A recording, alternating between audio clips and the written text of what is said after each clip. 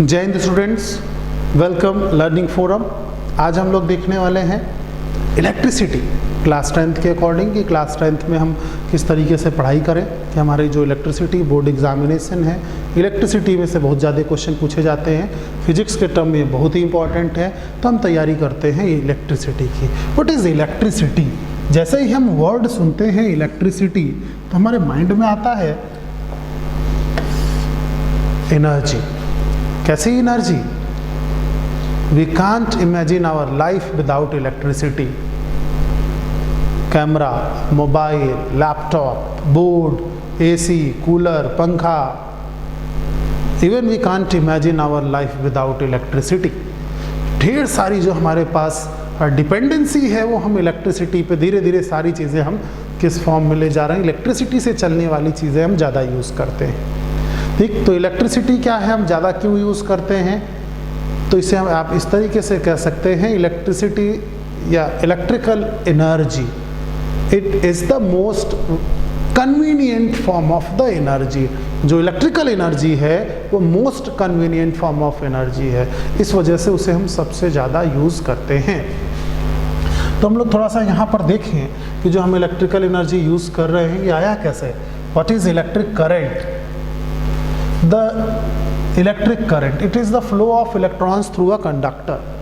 आपने पढ़ा होगा केमिस्ट्री में कि इलेक्ट्रॉन्स, प्रोटॉन, न्यूट्रॉन्स हैं हमारे पास एलिमेंट्री पार्टिकल। तो जब किसी कंडक्टर में से इलेक्ट्रॉन फ्लो करता है तो हम क्या बोलेंगे? करंट। या दूसरा एक और टर्म यूज करते हैं, charge. The rate of flow of charge, the rate of flow of charge is known as, the rate of flow of charge is known as electric current. तो ये फ्लो कहाँ करता है? ये कहाँ पे फ्लो करेगा? ये किसी कंडक्टर में फ्लो करेगा। तो हम क्या बोलेंगे कि ये फ्लो कहाँ कर सकता है? ये किसी कंडक्टर में फ्लो करेगा। तो हम बोलेंगे the electric current, it is the flow of electrons through a conductor. The device which causes the flow of electron is called conductor. जो डिवाइस या जो मटेरियल उस जिसमें से करंट फ्लो कर सकता है उसे हम क्या बोलते हैं? कंडक्टर। तो conductor is the material which allows to flow the charges, which allows to flow the electrons. ठीक, जो फ्लो ऑफ इलेक्ट्रॉन्स को अलाउ करे, मतलब जिसपे से इलेक्ट्रॉन्स फ्लो कर सकते हैं उसे हम क्या बोलेंगे? कंडक्टर। और जिसपे से इलेक्ट्रॉन्स या हमारे जो चार्जेस हैं वो फ्लो नहीं कर सकते हैं उन्हें हम क्या बोलेंगे? उन्हें हम लोग बोलते हैं इंसुलेटर्स। तो जो मटेरियल है हमारे पास, जितने भी हमारे पास मटेरियल हैं उनको हम दो पार्ट्स में अभी क्लासीफाई करते हैं। एक कंडक्टर, कंडक्टर कौन है? जो करंट को अलाउ करता है फ्लो करने के लिए। दूसरा इंसुलेटर, जो करंट को फ्लो करने के लिए अलाउ नहीं करता। Example, iron, copper, silver, gold, ये सब क्या है? कंडक्टर है। ठीक, मतलब अगर आप इलेक्ट्रिक सॉकेट में लोहा घुसा दीजिए तो आपको शॉक लग जाएगा, प्लास्टिक घुसा दीजिए तो कोई शॉक नहीं लगेगा, क्योंकि प्लास्टिक क्या है? इंसुलेटर है।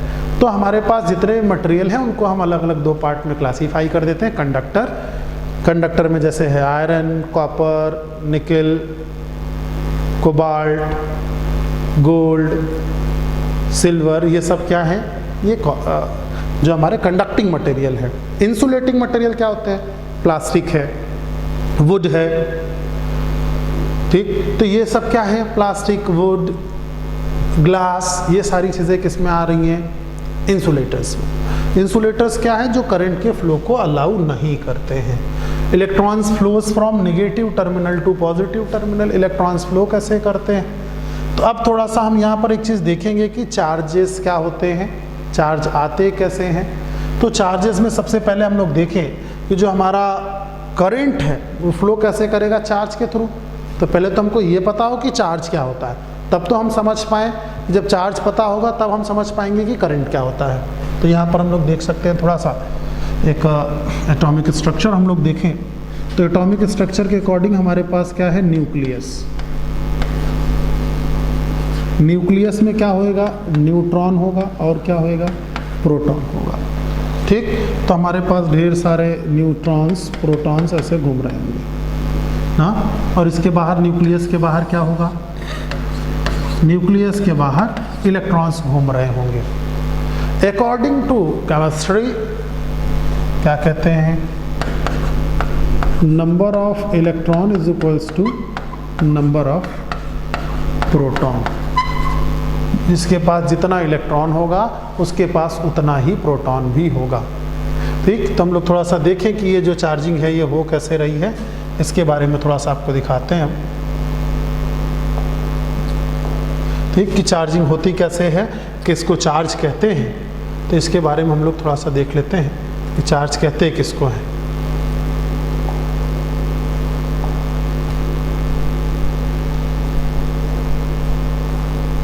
चार्ज के बारे में हम लोग थोड़ा सा डिस्कस कर लें, फिर हम लोग आगे चलते हैं। ठीक, चार्जेस क्या होते हैं? तो electric charge is an intrinsic property. What is electric charge? It is an intrinsic property of elementary particle of matter which gives rise to electric force. ठीक, तो ये क्या है? एक एलिमेंट्री पार्टिकल है जो अंदर ही रहता है। ठीक, तो अंदर रहता है, तो यहाँ पर हम क्या चीज़ देख सकते हैं कि जो हमारे पास चार्जेस हैं वो दो टाइप के, पॉजिटिव नेगेटिव, वो कैसे आए? तो यहाँ पर क्या देख सकते हैं हम लोग? A proton has a positive charge, proton के पास कैसा है? Positive charge. And electron has a negative charge, electron के पास क्या है? Negative charge. चार्जेस सेम है, मैग्नीट्यूड बराबर है। ई का मतलब क्या है? जहाँ कहीं पर भी आगे से आप लोग ई लिखा हुआ देखेंगे उसका मतलब आप समझेंगे 1.6 इंटू 10⁻⁻19 कूलाम। जहाँ पर भी आप क्या देखेंगे? E इज इक्वल्स टू, तो क्या समझेंगे? E जहाँ पर लिखा होगा, E का मतलब हो जाएगा 1.6 इंटू 10⁻⁻19 कूलाम। तो इलेक्ट्रॉन के पास कितना है चार्ज? -1.6 into 10⁻⁻19 coulomb. प्रोटॉन के पास कितना चार्ज है? +1.6 इंटू 10⁻⁻19 कूलाम। तो इलेक्ट्रॉन प्रोटॉन के पास चार्जेस कैसे हैं? बराबर।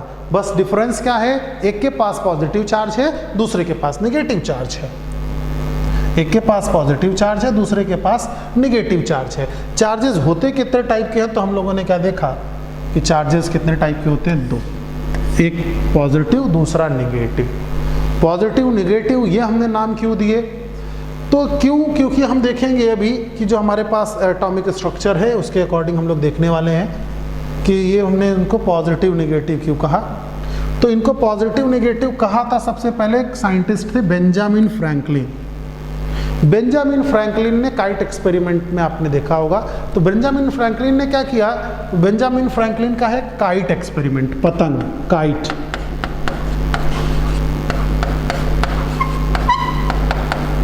Kite experiment. काइट एक्सपेरिमेंट में क्या किया? बेंजामिन फ्रैंकलिन ने एक सिल्क का काइट लिया और उसका कॉपर बेस किया, मतलब उसमें जो फ्रेम बनाया जाता है पतंग बनाने के लिए उसे उन्होंने कॉपर से बनाया और उसे उड़ाया। लेकिन उन्हें कोई एनर्जी नहीं मिली, लेकिन थंडर, उन्होंने क्या पतंग क्यों उड़ाई? काइट एक्सपेरिमेंट क्यों किया? तो उन्होंने देखा कि उस टाइम पे इलेक्ट्रिसिटी नहीं हुआ करती थी, अंधेरा, हमारे पास एनर्जी नहीं। तो जब बिजली चमकती थी, थंडर होता था, तो उनको लगा यार इतना ज़्यादा हमारे पास एनर्जी है जो वेस्ट हो रही है, अगर वो हम ले आ पाए, रख पाएँ तो उसे हम यूज़ करें। तो उन्होंने उसी के लिए क्या किया? एक पतंग उड़ाई। जब पतंग उड़ाया उन्होंने, और एक दिन ऐसे थंडर में पतंग उड़ रही थी, तब तक बारिश आ गई और थंडर हुआ, और बारिश के कारण वो सिल्क भीगा और वहाँ से कुछ चार्ज कैरी करते हुए आ गया। तो वहाँ से कुछ चार्ज कैरी करते हुए आया, तो उन्होंने मेटल की वजह से, चूँकि उन्होंने कहा कि हो सकता है कंडक्टिविटी कम हो, तो उन्होंने हाथ के पास ही अपने लैब की चाबी बांध रखी थी। तो हाथ के पास उन्होंने क्या किया? अपने लैब की चाबी बांध रखी। तो जब हाथ के पास चाबी बंधी हुई है, तो उस बंधे हुए चाबी में उन्होंने क्या देखा कि उन्होंने बंधे हुए चाबी में उनको क्या मिला? बंधे हुए चाबी की वजह से उनको क्या लग गया? शॉक लगा। अब जब उनको शॉक लग गया तो उन्होंने उसको क्या नाम दिया? चार्ज। जैसे आपने एक वर्ड सुना होगा, लाठी चार्ज। लाठी चार्ज क्या होता है? मतलब आप लाठी से जितना मर्जी फोर्स लगाएं, जैसे जब आप लोग पढ़ाई नहीं करते हैं तो आपके ऊपर डंडा चार्ज हो जाता है, डंडा से पिटाई होती है। ऐसे ही जब ढेर सारे लोग रोडों पे आपने सुना होगा पुलिस वाले करते हैं ना लाठी चार्ज, तो वो लाठी चार्ज क्या है? फोर्स लगाना। तो ऐसा जिसकी वजह से फोर्सेस लगने लगते हैं, कोई ऐसा प्रॉपर्टी जिसकी वजह से फोर्सेस लगने लगते हैं, फोर्सेस काम करने लगते हैं, वो क्या है बोलते हैं? उसे हम लोग बोलते हैं इलेक्ट्रिक चार्ज। ठीक, अब देखें कि वो चार्जेस हैं कैसे, वो पॉजिटिव नेगेटिव।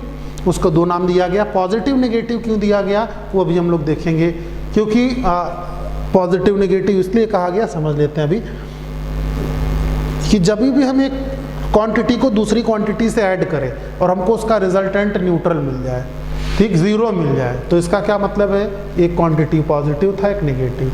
क्यों? क्योंकि अगर हम +5 -5 ऐड करेंगे तभी रिजल्ट जीरो मिलेगा। +5 कर देंगे तो 10 हो जाएगा। तो रिजल्ट हमको जब चार्जेस को ऐड करते थे तो कई बार जीरो मिले, तो इस वजह से हमने एक को पॉजिटिव चार्ज बोल दिया, एक को नेगेटिव चार्ज बोल दिया। जैसे कि अभी हम लोगों ने बोला कि प्रोटॉन के पास पॉजिटिव चार्ज जबकि इलेक्ट्रॉन के पास नेगेटिव चार्ज है। तो किसी के पास पॉजिटिव चार्ज, किसी के पास नेगेटिव चार्ज है, ये हम यहाँ से डिसाइड करते हैं। इसे पहले हम लोग विट्रियस और रिजनस चार्ज बोलते थे। इसे बेंजामिन फ्रैंकलिन ने ही पॉजिटिव और नेगेटिव चार्ज बोला। इनका नाम बेंजामिन फ्रैंकलिन ने चेंज कर दिया, और चेंज करके क्या रखा, बेंजामिन फ्रैंकलिन ने चेंज करके इनका नाम क्या रख दिया, पॉजिटिव चार्ज और negative charge. Charges are of two types, positive charge and negative charge. क्या बोल दिया उसको, बोल दिया उन्होंने पॉजिटिव चार्ज, और एक को क्या बोला, नेगेटिव चार्ज। तो अब हम देखेंगे हमारे पास दो तरीके के चार्जेस हैं और उनका फंडामेंटल लॉ है। फंडामेंटल लॉ क्या है, लाइक चार्जेस हैं तो वो क्या करेंगे, repel each other. Like charges repels each other and unlike charges attracts each other. जैसे यहाँ पर आप देख सकते हैं कि दो सिमिलर चार्जेस हैं, पॉजिटिव पॉजिटिव, तो वहाँ पे क्या एक्सपीरियंस हो रहा है, रिपल्सन। ठीक, यहाँ पे निगेटिव नेगेटिव है तो repulsion.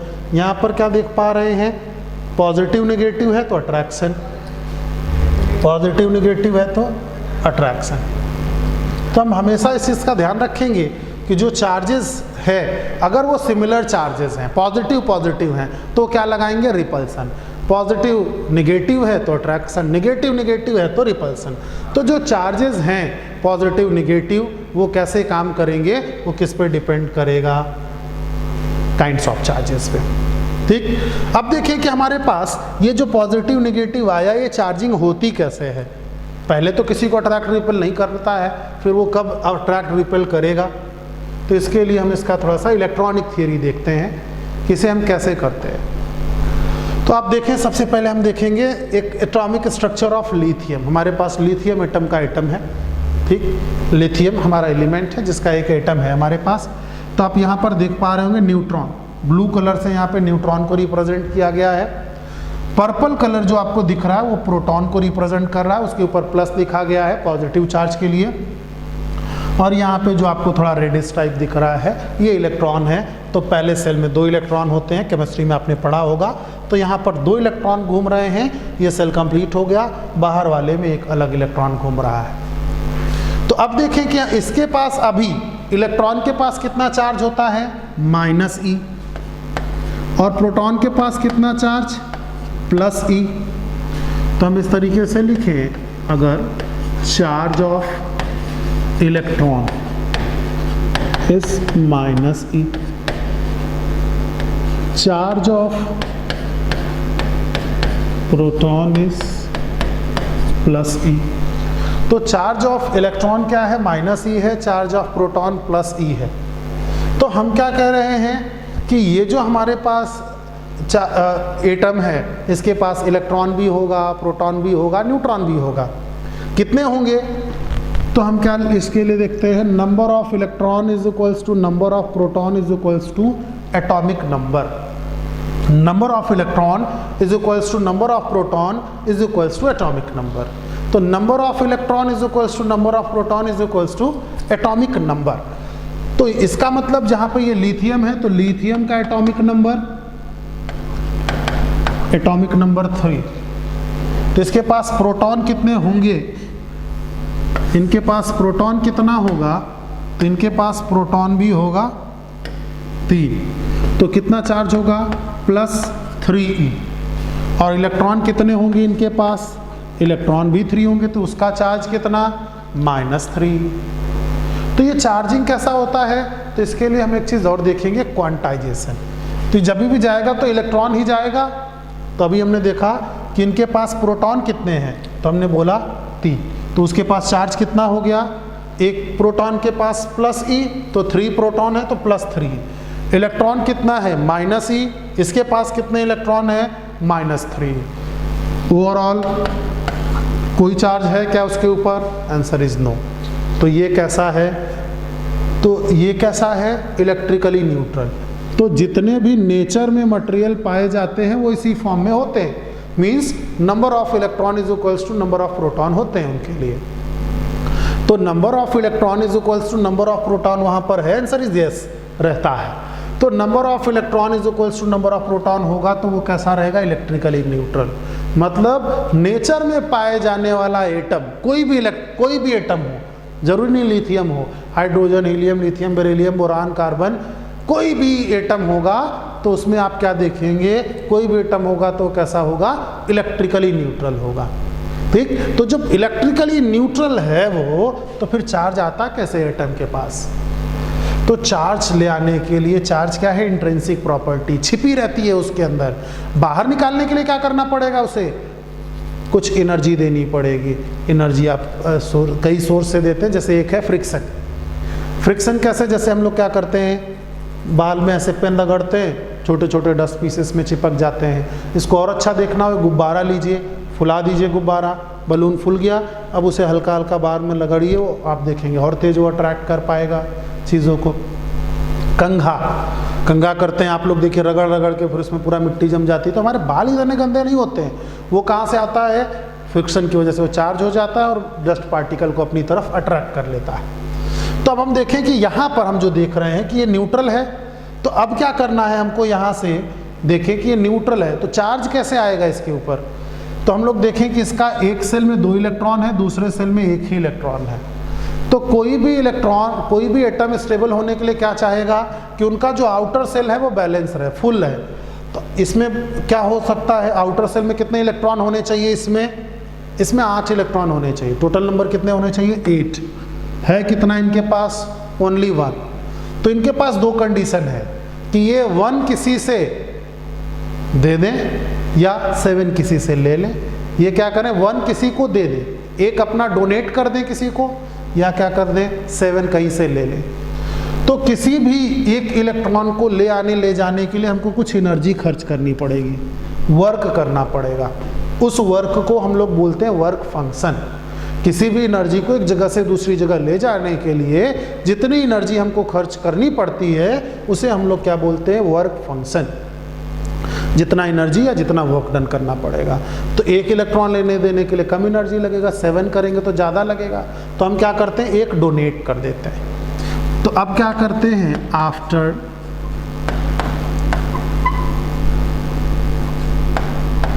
Donation of an electron, after donation of an electron, after donation of an electron, जो इलेक्ट्रॉन है जिसको हम डोनेट करने वाले हैं, उसके बाद क्या होगा। तो after donation of an electron हमको क्या मिलने वाला है, इसको देखा जाए तो अब प्रोटॉन तो डोनेट हुआ नहीं, प्रोटॉन तो वही रह गया +3, लेकिन अब 1 इलेक्ट्रॉन चला गया हमारे पास से, बचा कितना हमारे पास, -2e। तो यहाँ पे क्या मिल गया, +e।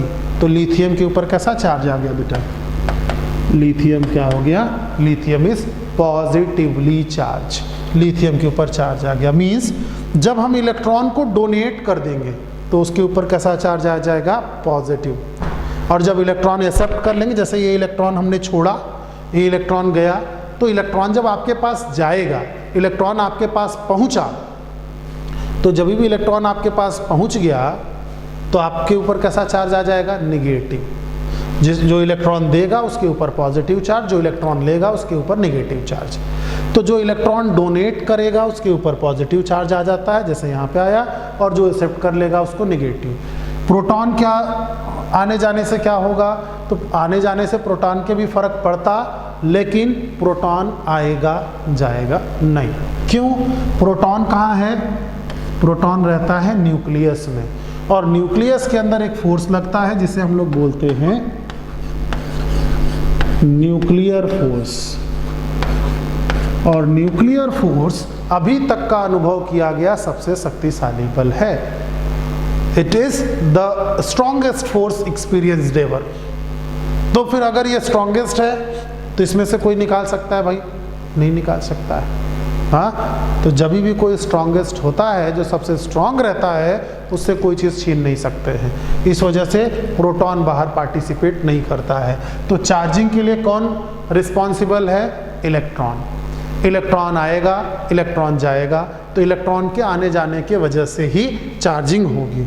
ये बात हो गई चार्ज की, मतलब इलेक्ट्रॉन एक जगह दूसरी जगह आएगा जाएगा तो चार्जिंग होगी। अगर इलेक्ट्रॉन का आना जाना नहीं होगा तो चार्जिंग नहीं होगी। ठीक, अब हम देखें कि जो इलेक्ट्रॉन कैसा होगा, क्यों चार्ज होगा, ये हम लोगों ने देख लिया। ये प्रोटॉन क्यों नहीं पार्टिसिपेट करता है? क्योंकि उनके बीच में क्या लगता है? Nuclear force. न्यूक्लियर फोर्स अभी तक का एक्सपीरियंस किया गया सबसे स्ट्रांग फोर्स है। तो जब न्यूक्लियस अभी तक का एक्सपीरियंस किया गया सबसे स्ट्रांग फोर्स है, तो उससे कोई चीज़ हम नहीं निकाल सकते हैं। ये तो बात हो गई कि हम उनको चार्ज कैसे करते हैं, चार्ज करते ही कैसे हैं ना। चार्ज होते कितने टाइप के, ये भी हम लोगों ने देख लिया। ये भी हम लोगों ने देखा कि ये पॉजिटिव नेगेटिव होता कैसे है। अब देखें कि ये चार्जेस फ्लो करते हैं, और जब ये चार्जेस फ्लो करते हैं तो फ्लो करके हम क्या बोलते हैं कि जब ये चार्जेस फ्लो करते हैं तो हम क्या बोलते हैं? Rate of flow of charges, current. तो जब ये एक जगह से दूसरी जगह गया, जब ये चार्ज हमारा एक जगह से दूसरी जगह गया, तो हमने क्या बोला कि ये चार्ज कैसा जाएगा? क्वांटा में जाएगा, पैकेट में जाएगा। तो ऐसा नहीं होगा कि आधा इलेक्ट्रॉन चला गया, जब जाएगा तो पूरा ही जाएगा। आधा इलेक्ट्रॉन, क्या इलेक्ट्रॉन को हम तोड़ सकते हैं? तोड़ दें इलेक्ट्रॉन को, छोटा छोटा कर दें? नहीं कर सकते हैं। तो जब हम इलेक्ट्रॉन को तोड़ नहीं सकते हैं, तो जब हमारे पास से इलेक्ट्रॉन जाएगा तो कितना जाएगा? 1 इलेक्ट्रॉन जाए, 2 इलेक्ट्रॉन जाए, 3 इलेक्ट्रॉन जाए, 4 इलेक्ट्रॉन जाए, मीन्स 1 2 3 4 5 6 ऐसा इलेक्ट्रॉन जाएगा। ऐसा नहीं कि 1.5 चला गया, 2.5, ऐसा इलेक्ट्रॉन्स नहीं जाएगा। तो यहाँ पर हम लोग देखें कि जो हमारे पास चार्जिंग है वो कैसी होगी। तो चार्जिंग के लिए आप क्या बोलेंगे? Q इज इक्वल्स टू, हम क्या लिख सकते हैं? Q is equals to N into E। Q क्या है यहाँ पर? Q है चार्ज, N क्या है? नंबर ऑफ इलेक्ट्रॉन, कितना इलेक्ट्रॉन आएगा जाएगा उस पर डिपेंड करेगा। और E का वैल्यू क्या है? E की वैल्यू हमको पता है, E is equals to 1.6 into 10 to the power minus 19 coulomb. जहाँ कहीं पर भी हमको स्मॉल ई लिखा हुआ मिलेगा, उसका मतलब हम क्या समझेंगे? 1.6 into 10 to the power minus 19 coulomb. तो ये बात हो गई चार्ज की। उसका फॉर्मूला हमको मिल गया कि जितने इलेक्ट्रॉन जाएंगे वो नंबर मिल जाएगा। 1 इलेक्ट्रॉन के पास इतना चार्ज होता है, 2 इलेक्ट्रॉन गए तो 2 से मल्टीप्लाई कर दीजिए, 10 इलेक्ट्रॉन गए 10 से मल्टीप्लाई कर दीजिए। इसी के अकॉर्डिंग हम पता करते हैं कि किसके पास कितना चार्ज है। अब देखिए कि जो चार्ज है एक जगह से दूसरी जगह जा रहा है, तो हम क्या बोलते हैं?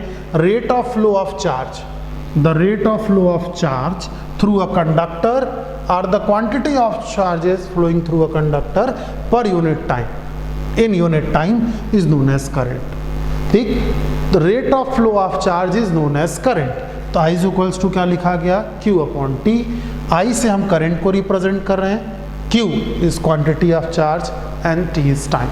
तो यहाँ पर हम क्या देखें कि जो इलेक्ट्रॉनिक हमारा करंट है वो क्या बताता है? Rate of flow of charge. Rate of flow of charge is directly proportional to to current. जितना तेजी से चार्जेस फ्लो करेंगे उतना ज़्यादा करंट होगा। मीन्स किसी भी पर्टिकुलर क्रॉस सेक्शन से, मान लेते हैं ये एक वायर है, यहाँ से ऐसे तेजी से करंट इधर से इधर जा रहा है, तो जब करंट इधर से इधर जाएगा तो जितना ज़्यादा चार्जेस फ्लो करेंगे उतना ही करंट फ्लो करेगा। ठीक, तो अब हम यहाँ पर क्या देख सकते हैं कि I is equals to Q upon T। तो अब इसे मेज़र कैसे करेंगे? तो इसे हम मेज़र करते हैं किसमें? एम्पियर में। The SI unit of current is called ampere. Current को हम मेज़र किस में करते हैं? एम्पियर में। 1 ampere, 2 ampere, 3 ampere, 5 ampere, 10 ampere, जितना भी करंट आएगा उतना एम्पियर SI यूनिट है। इलेक्ट्रिक चार्ज का यूनिट क्या है? कूलाम। तो हम अगर ऐसे लिखें 1 ampere is equals to 1 coulomb per second. 1 ampere is equals to 1 coulomb per second. 1 ampere is equals to 1 coulomb per second. So what can we say about this, हम इसके बारे में कह क्या रहे हैं, इसको देखा जाए तो बड़ा सिंपल सा है। 1 ampere current is flowing through a conductor if 1 coulomb of charge flowing per second. अगर आपसे ये पूछा जाए डिफाइन 1 एम्पियर, 1 एम्पियर करंट कितना होता है, तो हम बोलेंगे when 1 coulomb of charge flowing per second. यहाँ से हम मान लेते हैं इधर से जाएंगे तो करंट हम मेजर करेंगे। जैसे कैसे पता करें कि कितना चार्ज गया, तो हम इलेक्ट्रॉन्स काउंट करेंगे कितने इलेक्ट्रॉन गए। तो ऐसा ही हम लोग क्या करते हैं, यहाँ पे गेट बना दें और पता करें यहाँ से कितने लोग गए। गेट से पता करें कितने लोग गए, जितने लोग गए होंगे उतना चार्ज जाएगा। तो जितना इलेक्ट्रॉन गया होगा उतना ही चार्ज जाएगा। तो हम यही करते हैं कि अगर यहाँ से क्या हुआ, यहाँ से 1 कूलम्ब चार्ज पर सेकेंड निकल जा रहा है, इसका मतलब वो करंट कितना है 1 एम्पियर। अगर इस क्रॉस सेक्शन से पर सेकेंड 2 कूलम्ब चार्ज जा रहा है तो करंट 2 एम्पियर है।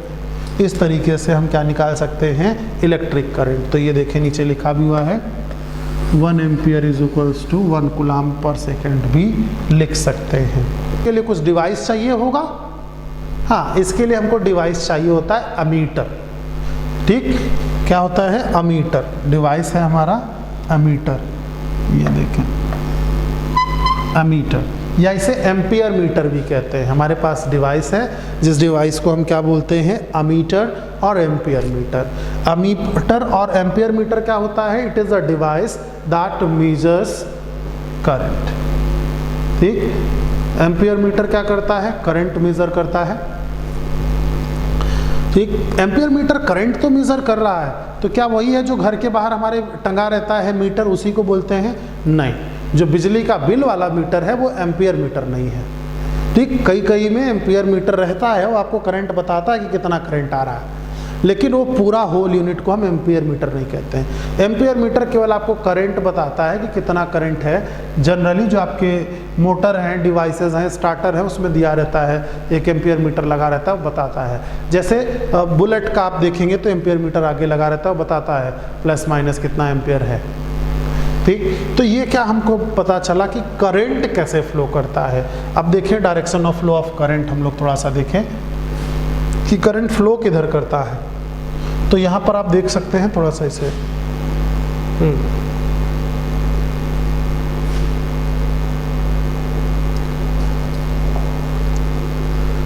यहाँ पर आप देखें कि हम इधर से एक टर्मिनल जुड़ा हुआ है, एक टर्मिनल इधर से जुड़ा हुआ है।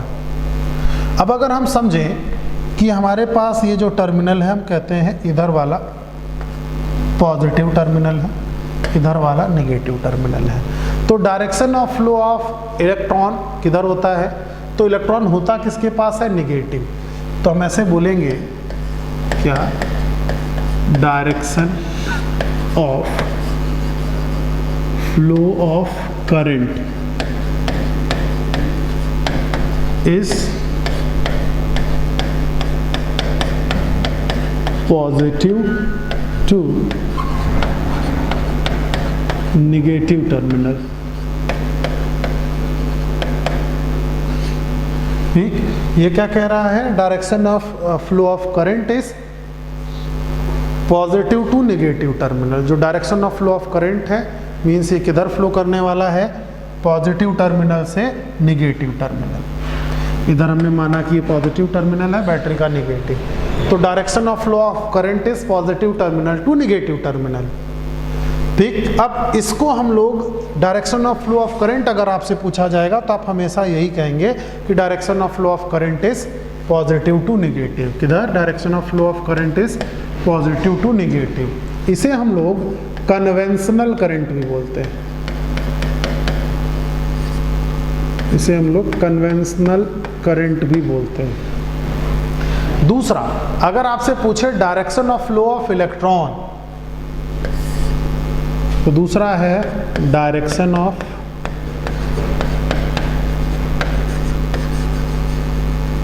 Flow of electron. Direction of flow of electron किधर होता है, तो वो होता है निगेटिव टू पॉजिटिव। ठीक, करंट अगर आपसे पूछा जाए कि कन्वेंशनल करंट की क्या डायरेक्शन है, तो हम बोलेंगे पॉजिटिव टू नेगेटिव, और इलेक्ट्रॉन की डायरेक्शन तो वो नेगेटिव टू पॉजिटिव। ठीक,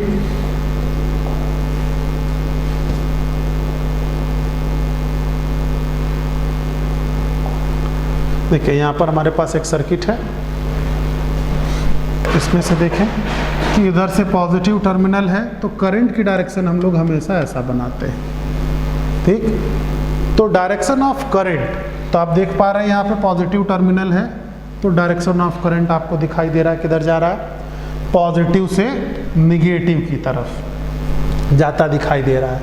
जबकि दूसरा देखें कि हमको direction of flow of electrons को देखना हो तो direction of flow of electrons negative to positive, तो करंट हमेशा आप देखेंगे पॉजिटिव से निगेटिव, इसी वजह से इसे हम कन्वेंशनल करंट कहते हैं। और जिधर फ्लो ऑफ इलेक्ट्रॉन होता है, इलेक्ट्रॉन निगेटिव से पॉजिटिव। ठीक, तो इलेक्ट्रॉन निगेटिव से पॉजिटिव फ्लो कर रहा है, तो फ्लो ऑफ इलेक्ट्रॉन किधर हम बोलेंगे निगेटिव टू पॉजिटिव, निगेटिव से पॉजिटिव, और flow of current positive to negative हो रहा है। ठीक, अब देखें इसमें एक चीज और दिखाई दे रहा है हमको, current, battery, current flow, battery लगाई गई है पॉजिटिव से निगेटिव, इलेक्ट्रिक लैंप है जो जल रहा है। इस तरीके से इस सर्किट को हम लोग क्या बोलते हैं, कंप्लीट। अगर ये सर्किट कंप्लीट है तो करंट यहाँ पे आपको ग्लो करेगा, अगर सर्किट कंप्लीट नहीं है तो करंट ग्लो नहीं करेगा। तो ये हम लोग बात देख पा रहे हैं, ये क्या है, फ्लो ऑफ करंट, कि किधर से किधर करंट फ्लो करेगा, कैसे जाएगा। ये चीज़ें हम लोग कहाँ देख रहे हैं, ये चीज़ें हम लोगों ने देखा इलेक्ट्रिक करंट। ठीक, तो आपको एक क्वेश्चन है, ये क्वेश्चन हम लोग कर ही लेते हैं। How many electrons are required to constitute 1 coulomb of charge, 1 coulomb charge के लिए कितने इलेक्ट्रॉन की ज़रूरत होगी। तो हम लोग लिखते हैं Q is equals to N/E। Q कितना कह रहा है 1 कूलम्ब, नंबर ऑफ इलेक्ट्रॉन नहीं पता, E का वैल्यू 1.6 × 10⁻⁻19 कूलम्ब। तो अब क्या देखें कि Q इज इक्वल्स टू क्या हो जाएगा, Q इज इक्वल्स टू, तो Q तो मेरे पास है ना, हमको क्या चाहिए, N इज इक्वल्स टू, तो 1/1.6 × 10⁻⁻19 कूलम्ब, वी विल गेट 6.25 × 10⁻18। इतना इलेक्ट्रॉन की ज़रूरत पड़ेगी 1 कूलम्ब चार्ज के लिए। ठीक, अगर आपको 1 कूलम्ब चार्ज चाहिए तो 1 कूलम्ब चार्ज में कितना चाहिए हमको, 6.25 × 10⁻18 इलेक्ट्रॉन्स की ज़रूरत हमको पड़ेगी। ठीक, आई होप इतनी चीज़ें समझ में आई होगी। वीडियो कैसा लगा आपको कमेंट बॉक्स में बताएं, वीडियो अच्छा लगा तो इसे शेयर और सब्सक्राइब करें, और दिए गए क्वेश्चंस का आंसर करें। अब देखें कि नेक्स्ट वीडियो में हम लोग क्या चीज़ें पढ़ने वाले हैं। हम इलेक्ट्रिक पोटेंशियल पढ़ेंगे कि क्यों करंट फ्लो करता है। ठीक, for the latest video stay tuned. Thank you, जय हिंद।